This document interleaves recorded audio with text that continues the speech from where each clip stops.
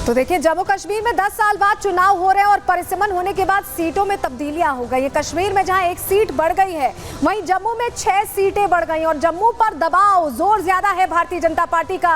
और यही वजह है कि योगी आदित्यनाथ यहां पहुंचे हैं, क्योंकि योगी जो बोलते हैं, जो करते हैं, उनकी एक पूरी इमेज है, ग्लोबल इमेज है, हिंदुत्व को लेकर भी और अपने फैसलों को लेकर भी। और उन्हीं फैसलों पर अडिग रहने वाले योगी को बुलाया गया है जम्मू कश्मीर में दहाड़ने के लिए, गरजने के लिए, और उसी अंदाज में आज योगी आदित्यनाथ दिखाई भी दिए हैं। लेकिन ये जो रैली थी, ये जो उनका यहाँ पहुंचना था, ये अपने आप में बहुत खास था, क्योंकि जम्मू कश्मीर में, जम्मू रीजन में भारतीय जनता पार्टी बहुत मजबूत है और वहां पर दो जगहों पर योगी आदित्यनाथ जब पहुंचे तो किस तरह से जनता का मूड उनकी तरफ होता दिखाई दिया। चलिए जानकारी आपके सामने रख देते हैं, क्योंकि उत्तर प्रदेश का जो विकास का मॉडल है वो हिट है और जम्मू कश्मीर के चुनावी रण में इसीलिए योगी की एंट्री हुई है। तीसरे चरण के चुनावों के लिए उन्हें कमान दी गई है, उन्होंने कमान संभाली है।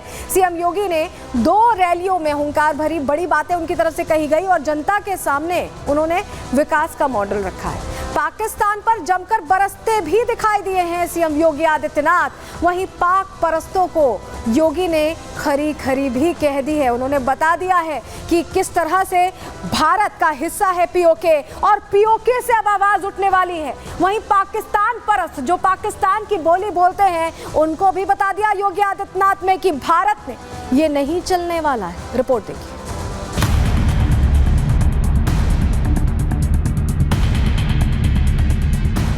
जम्मू कश्मीर के रामगढ़ में योगी की हुंकार, सुन लो पाक परस्तों, हो जाओ खबरदार।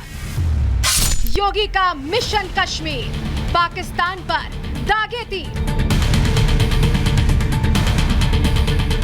जम्मू कश्मीर के चुनावी रण में उत्तर प्रदेश के सीएम योगी आदित्यनाथ की एंट्री हो गई है। सबसे पहले सीएम योगी ने आज रामगढ़ में हुंकार भरी और सीधा पाकिस्तान को अपने निशाने पर ले लिया। एक तरफ भारत है और दूसरी तरफ पाकिस्तान है, रोटी के लाले पड़ रहे हैं। स्वाभाविक रूप से भिखमंगा पाकिस्तान आज अपने आप को नहीं संभाल पा रहा है। कहीं पर पाक अधिकृत कश्मीर उससे अलग होने की आवाज उठा रहा है, तो कह रहा है कि हमें भी तो अधिकार था जम्मू कश्मीर के चुनाव में भाग लेने का, और जम्मू कश्मीर के चुनाव के साथ पाक अधिकृत कश्मीर में भी, मुर्शिदाबाद में भी अगर चुनाव होता ना तो और अच्छा संदेश जाता है। योगी यही नहीं रुके, पीओके के बाद उन्होंने पाकिस्तान से बिगड़ती बलूचिस्तान की केमिस्ट्री पर भी सवाल उठा दिया और साफ संदेश दिया कि पाकिस्तान मानवता का कैंसर है, दुनिया को उससे मुक्ति मिलनी चाहिए। दूसरी तरफ बलूचिस्तान अलग से कह रहा है, वो कह रहा है कि पाकिस्तान से हमारी केमिस्ट्री तो मिलती ही नहीं है, हमारी केमिस्ट्री उससे मिलती ही नहीं है, क्योंकि पाकिस्तान तो मानवता का दुश्मन है, ये मानवता का एक कैंसर है। इस कैंसर से दुनिया को मुक्ति मिलनी ही चाहिए। रामगढ़ की धरती से ही सीएम योगी कांग्रेस और राहुल गांधी पर भी जमकर बरसे। दोबारा जम्मू कश्मीर के हालात खराब करने की साजिश का आरोप लगाते हुए राहुल गांधी से कई सवाल पूछ लिए। कांग्रेस के नेता श्री राहुल गांधी से कुछ प्रश्न करना चाहता हूं।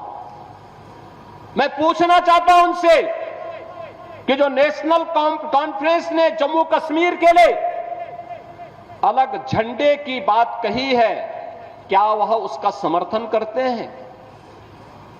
क्या राहुल गांधी 370 और 35A को वापस ला करके जम्मू कश्मीर को फिर से अशांत और आतंकवाद के युग में धकेलने की नेशनल कॉन्फ्रेंस की मांग का समर्थन करता है? क्या कांग्रेस आतंकवाद और पत्थरबाजी की घटनाओं में शामिल लोगों के परिजनों को फिर से सरकारी नौकरी में बहाल करके आतंकवाद, दहशतगर्दी और बंद के दौर को फिर से लाने का समर्थन करती है?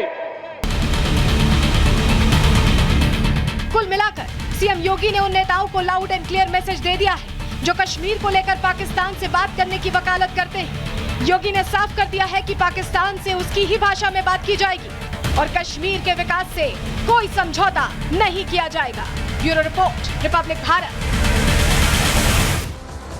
तो कोई समझौता कश्मीर में नहीं होने वाला और अब तो योगी आदित्यनाथ ने ये कह दिया है, पीओके से आवाज उठने वाली है, वो आवाज दूर तक जाएगी, पाकिस्तान तक सुनाई देगी, पाकिस्तान परस्तों को भी सुनाई देने वाली। लेकिन रण में योगी की एंट्री हुई क्यों है, चलिए जानकारी आपको दे देते हैं जल्दी से, क्योंकि अंतिम चरण में देखिए जो 40 विधानसभा सीटें उन पर वोटिंग होनी है और 26 सीटें जम्मू की हैं और 14 सीटें कश्मीर रीजन की हैं। असली लड़ाई दरअसल जम्मू में हिंदू बेल्ट की सीटों पर कांटे की टक्कर होने पर सीएम योगी की यहां एंट्री हुई है और 27 सितंबर को भी जम्मू कश्मीर में 2 रैलियां होने वाली हैं योगी आदित्यनाथ की। तो 2 रैलियां आज हुई हैं और 2 रैलियां कल होंगी। लेकिन इसको लेकर बताएं आपको कि महबूबा मुफ्ती को बहुत टेंशन हो गई है, उनको समझ ही नहीं आ रहा कि बुलडोजर वाले बाबा कैसे कश्मीर पहुंच गए। सुनिए जरा।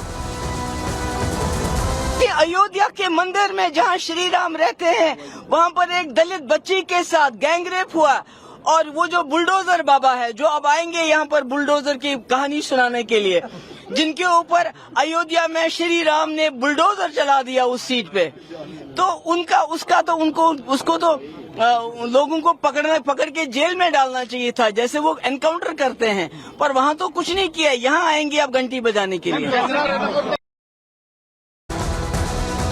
तो देखिए कई अहम एजेंडे हैं जिसको लेकर योगी आदित्यनाथ ने खुलकर अपनी बात रख दी है। बेरोजगारी की बात करें, सुरक्षा, विस्थापितों का पुनर्वास और कनेक्टिविटी कैसे जम्मू कश्मीर के साथ बढ़ाई जाएगी और विकास पर कैसे ध्यान केंद्रित रहने वाला है, ये योगी आदित्यनाथ ने आज जम्मू में बताया 2 बड़ी रैलियों के जरिए। और उन्होंने ये भी कहा है कि जो यहाँ पर सोचते हैं कि ये आतंक की फैक्ट्री बना लेंगे, पाकिस्तान जैसी स्थिति कर देंगे या 370 की वापसी का सपना देख रहे हैं, वो होश में आ जाएं। ये भारत है, यहाँ ये नहीं होने वाला। सुनिए। कांग्रेस का नाम ही समस्या है और भारतीय जनता पार्टी का समाधान है। चाहे कांग्रेस हो या पीडीपी या फिर नेशनल कॉन्फ्रेंस, ये सभी तो जम्मू कश्मीर को आतंकवाद का एक वेयर हाउस बना चुके थे और वेयर हाउस से यहां का नौजवान जिसकी ऊर्जा यहां के विकास में लगनी चाहिए थी, जिसकी प्रतिभा का लाभ देशवासियों को मिलना चाहिए था, उस पूरे जम्मू कश्मीर को इन्होंने अपने राजनीतिक स्वार्थ के लिए तबाह करके रख दिया था।